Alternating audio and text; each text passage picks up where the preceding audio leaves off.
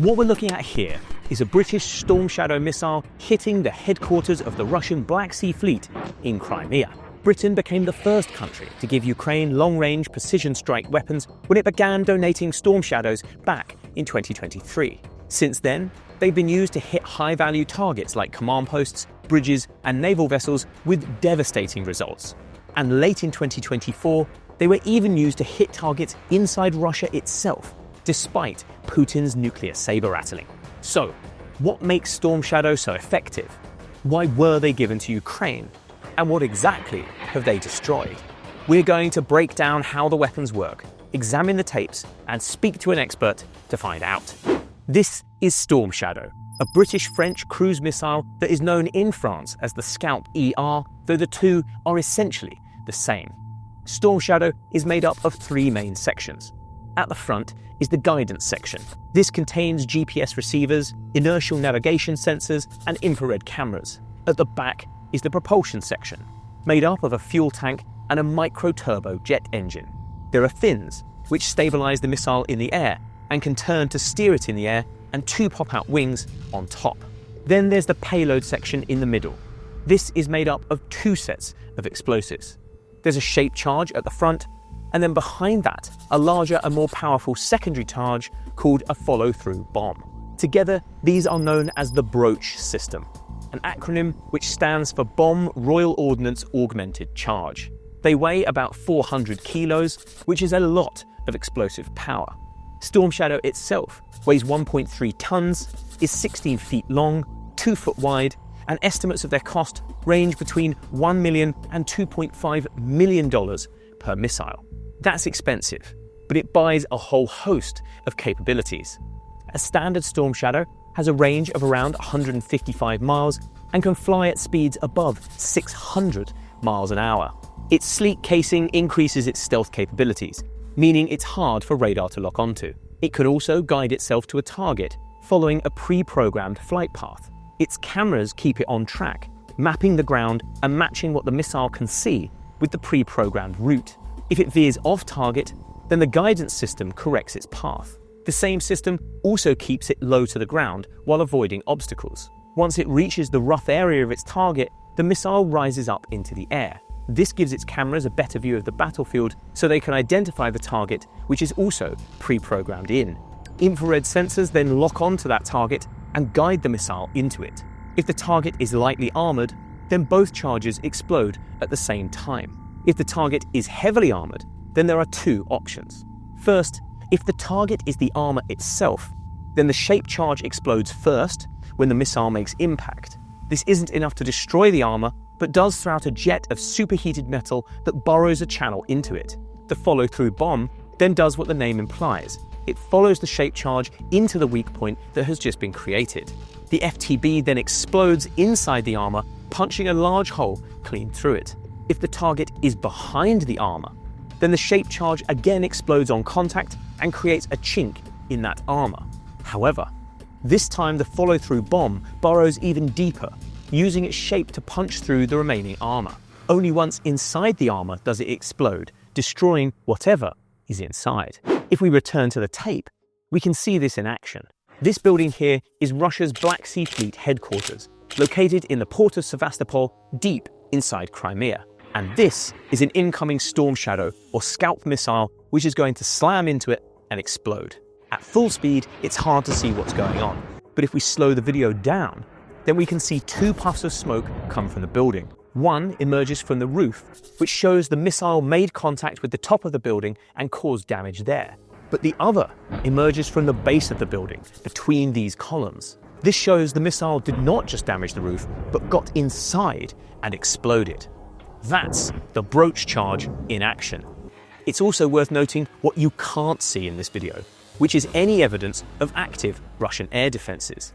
We can only see a small section of sky, but if air defense missiles had been fired, you'd expect there to be white exhaust trails.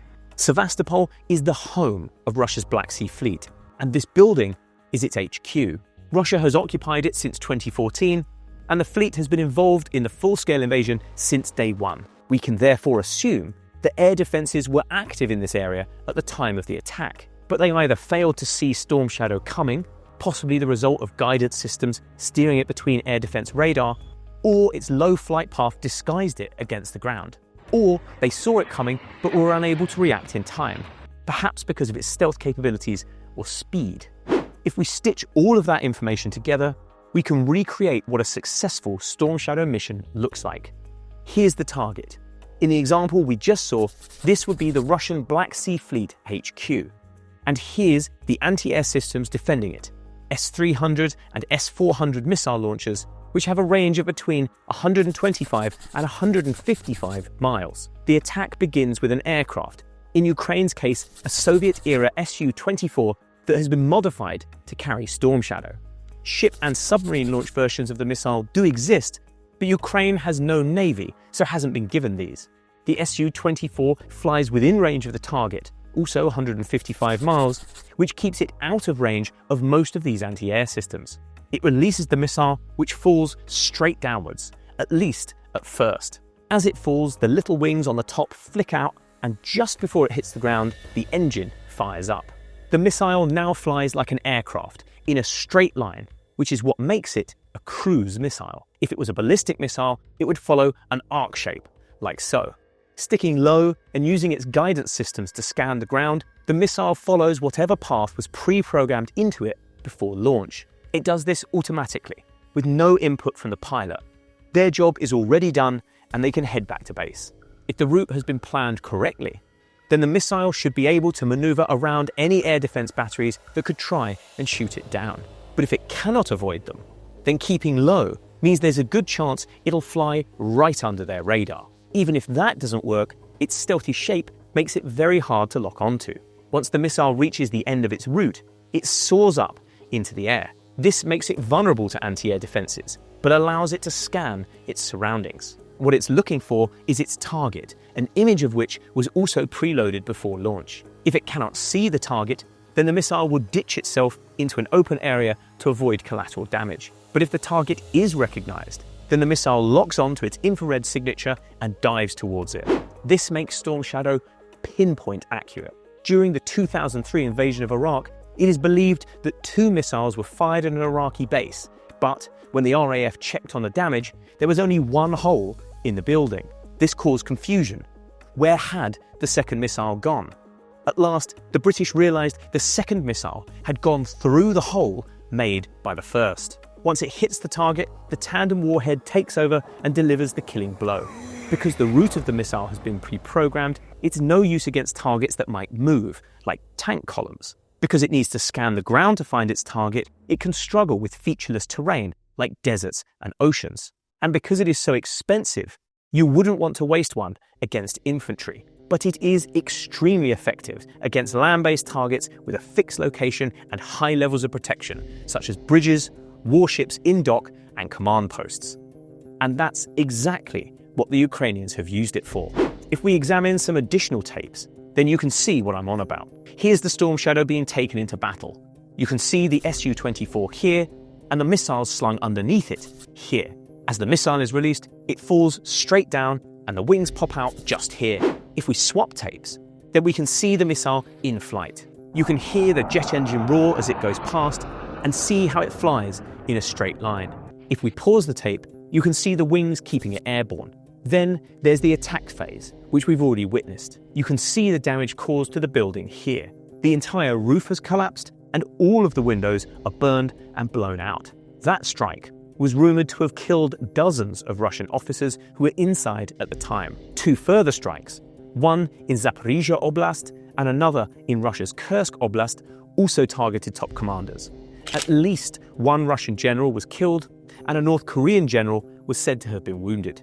This is the damage Storm Shadow caused to the Chonhar Bridge connecting Crimea with the mainland, putting it out of action for weeks. And this is the damage it did to submarine Rostov-on-Don, which was being repaired in Sevastopol at the time. The sub was likely destroyed, along with another ship called the Minsk. And another strike, also in Crimea, likely destroyed the transport ship Novocherkassk, which is not a bad haul at all. Storm Shadow isn't perfect. We know Putin's troops captured an intact one after it failed in flight, and the Russians claim to have shot down others. But it is still a very effective weapon, and one the Russians clearly find very hard to stop, even after getting a good look at how it's put together. All of the targets we just saw would have been heavily defended at the time they were hit, defenses that Storm Shadow was clearly able to avoid. Its main shortcoming, like most Western weapons donated to Ukraine, is that there just aren't enough of them, and there's no way to quickly make more. Britain bought around 900 Storm Shadow when the missile first entered service in 1997, and isn't known to have ordered any more since then. That means the UK's stockpile was somewhere north of 500 missiles before it started donating them to Ukraine. The exact numbers given to the Ukrainians haven't been revealed, but it's likely to range between the high dozens and low hundreds. On a battlefield that covers tens of thousands of square miles, that number quickly becomes insignificant. France has even fewer Scout missiles, having started out with just 500, and is thought to have donated dozens to Kiev. For context, Russia produced around 420 KH-101s, one of its main type of cruise missile, in 2023 alone, and quickly burned through them. If Ukraine were able to lay its hands on the full British and French stockpile, then it could make a serious impact. Not enough to win the war, perhaps, but certainly enough to change the battlefield dynamic and perhaps swing it back in Kiev's favour. But that's not going to happen. And even if these two nations were to order hundreds of new missiles for Ukraine, it would take years to build them. So for the time being, Putin can be assured that Storm Shadow won't be the weapon that wins the war for Kiev. Nonetheless, if I were a Russian general, I'd still be very worried about one of these stopping by my bunker. But don't take our word for it. We sat down with an expert to learn more. First, I wanted to know why the British gave Storm Shadow to Ukraine. So the decision was taken primarily to give the Ukrainians an ability to force the Russians to disperse both their air defenses, but also disperse their command and control nodes, disperse their major ammunition storage facilities.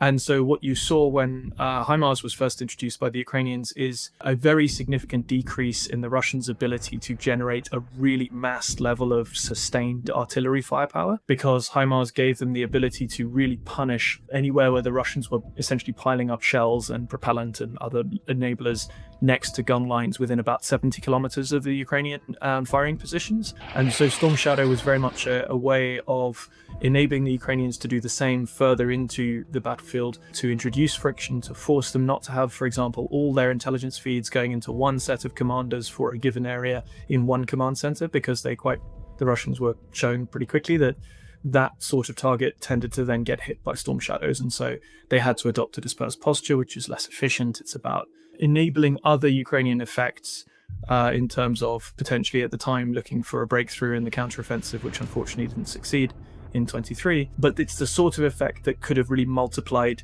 the difficulties for the Russians in responding to something like a Ukrainian breakthrough on the front lines, but very much not something that was ever designed to kind of win the war on its own. It's long-range strikes are an enabler. What was the Storm Shadow missile originally designed to do? The Storm Shadow is an air-launched cruise missile, so that means that it has a small jet turbine which enables it to fly relatively close to the speed of sound, but subsonic with quite good efficiency, so it can have decent range with not a huge amount of internal fuel. And it has a radar cross-section reduction feature sort of design, so it's a relatively stealthy missile in layman's terms. It's by no means impossible to detect on radar, but it is more difficult to detect and reliably track on radar for the sort of frequencies that are normally used for fire control by, say, ground-based air defense systems. And it couples that with flying at very low altitude, and so using things like valleys and hills, or clutter in the technical sense, to make it more difficult again to intercept as it makes its way to targets. What's unique about Storm Shadow and the way it attacks? The cruise missile has been around for many decades at this point as a technology. One of the differentiators is how close they're able to fly to particularly the ground. Obviously, if they are sort of anti-ship missiles, which are closely related to cruise missiles, then they're flying close to the sea, which tends to be flat. For terrain, that's obviously a much more complicated task, potentially. So the way that the Storm Shadow does this is by having essentially a very, very good navigation picture, if you like, about the terrain that it's traveling over, the route that it's going along. it is able to push the tolerances for ultimately an automated system. It's very precise in the way it does that. So that enables you to push the limits to enable it to fly significantly lower than a lot of its competitors. What are the missile's flight path capabilities? The Storm Shadow, like a lot of advanced cruise missiles, is able to store lots and lots of essentially turn points. So essentially you can, using geointelligence, so understanding of when you're planning the sort of routes that you're going to have it fly, it will be much more capable the better you're able to supply it with really detailed intelligence about the terrain that it's going to take. And then you can use that ability to fly quite a complex route to have it not just fly a straight line to the target, but fly a routing that enables it to take best use of things like valleys, high forests even potentially, but also crucially to avoid the sort of most dangerous threats that it's likely to encounter en route.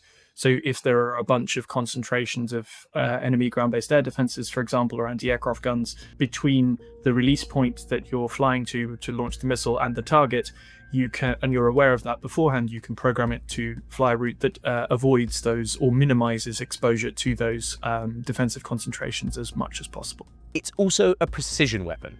So, just how precise is it? One of the standout features of the Storm Shadow is that it has an extremely high level of accuracy in what we call the terminal phase. So you've got navigation precision, which is getting you to the target, and then the terminal precision or accuracy is the ability to hit very, very reliably exact points within a meter or so of a desired impact point. So for example, you might be able to target not just a building, but particular bits of a building. And one of the early uses of the Storm Shadow in Iraq was a publicized case where two Storm Shadows were fired at a bunker that was buried beneath layers of concrete and dirt. And so the first missile essentially made a hole using the brooch warhead, as it's called. And then the second missile was so precise that it went through the same hole and exploded inside the facility. So, that's the kind of level of precision that you can achieve. Another standout feature is the brooch warhead. How does that work? It comprises of initially a set of explosive charges which are designed to penetrate through concrete or well-packed dirt or earth or even bits of reasonable amounts of rock. So to basically punch through into particularly bunkers that are buried. And then a follow-on charge. Having done that, there is then what's called a bursting charge, so a second explosive part of the payload that once you've made the hole into a bunker will then explode inside. And as with the example from Iraq back in the day, if that's not potentially going to give you enough penetration for the target that you're going for, then you can potentially have two missiles or maybe even more go into the same impact point to essentially almost drill down. So it's quite optimized for buried hardened targets, particularly things like command centers. So it's not really designed as a battlefield weapon. It's not really designed to hit tactical targets. It's very much what the military would say, an operational level or even a strategic level weapon system where it's being used to go after key enemy nodes like command centers. Last, I wanted to know whether donating more of these missiles would make a difference to the war. One thing that has definitely changed, as you allude to, is the significant growth in Ukraine's indigenous capabilities for conducting long-range strikes, as well as their own domestically developed cruise missiles, which are significantly less sophisticated, but significantly cheaper and newly manufactured. So in one sense, Ukraine may be a little bit less dependent on them for the ability to force inefficiency and dispersal on the Russians in terms of both potentially vulnerable targets and also their air defenses to cover a lot of potentially attackable things. And secondly, there's ammunition constraints. It's just a case of there's not nearly as much Storm Shadow to give as there was. It's not going to currently make a huge difference to the trajectory of the war to massively increase, if you were able to, the way that Ukraine is able to use cruise missiles as an element of its largely indigenous long-range strike campaign now. What I would say is that they are complementary capabilities. The one-way attack UAVs, the sort of massed, relatively cheap stuff, and the cruise missiles, and potentially ballistic missiles, they are complementary capabilities. They don't replace each other, really. There are different target sets that one or other is better suited to, But broadly speaking, having cruise missiles as part of a strike makes it more likely that more of your long-range one-way attack UAVs will get through, and vice versa. And so if they're targeting different types of things simultaneously, then that improves the odds of both sets getting through to targets. That's where this tape stops, but we'll be back soon to play you through another episode of War on Tape. Hey everyone, thanks for watching. If you want more videos like this in your feed, don't forget to hit like and subscribe to our YouTube channel.